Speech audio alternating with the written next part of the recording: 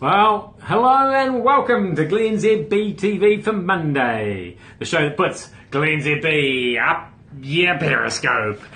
It's all New Zealand to the world to New Zealand.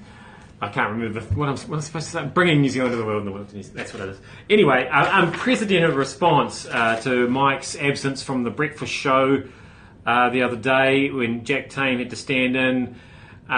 Just comments flooding in, saying things like, are we that bereft of talent in New Zealand that we have to get a person who claims to love New Zealand but lives on the other side of the world to fill in for Mike? What's wrong with Glenn? Let's support our home talent and provide opportunities for those that choose to live here and have a genuine interest to be in a role as a social commentator. I don't know that I have a genuine interest to be in a role as a social commentator. I'm more about telling jokes, showing off and mucking around with music. That's my sort of thing. But by all means, give me a go. I don't know that Jack is anti-nationalistic living in New York. I think it's his job. But anyway. Another interesting emails from home this morning. There's a dead mouse. I've got to go home and clean up a dead mouse. There's 3 people in my house when I'm not there of a morning. None of them seem to be capable of cleaning up a dead mouse. What will be left of the dead mouse when I get home? We've got 2 cats. I don't know. It may be several pieces of a dead mouse at several locations, and then I'll have to find them. And some of those pieces I may only find by smell later on in the week.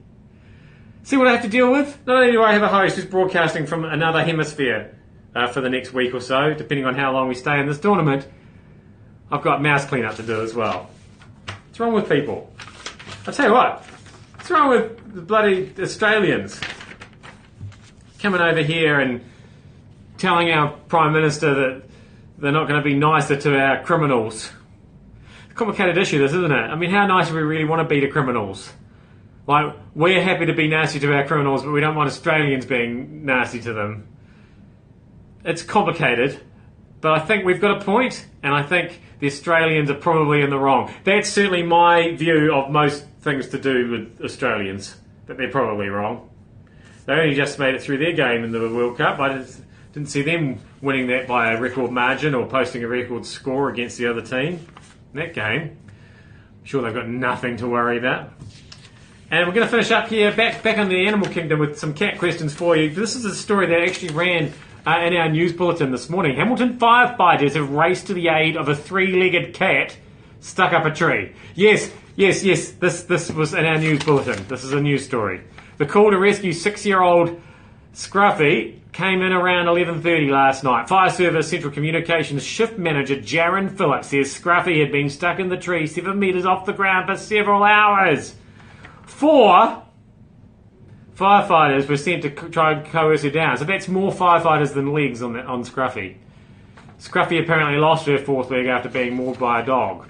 Now, this goes to my calls re polar bears, lions, things like this. Why are we trying to save things that plainly don't want to be saved?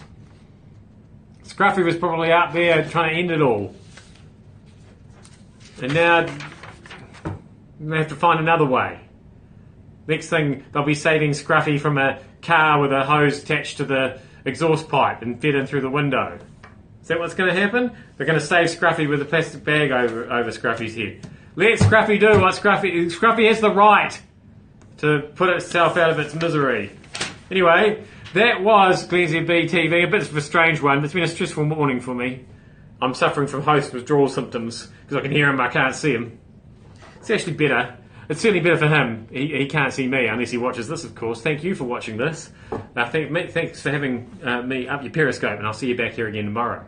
And you'll see me.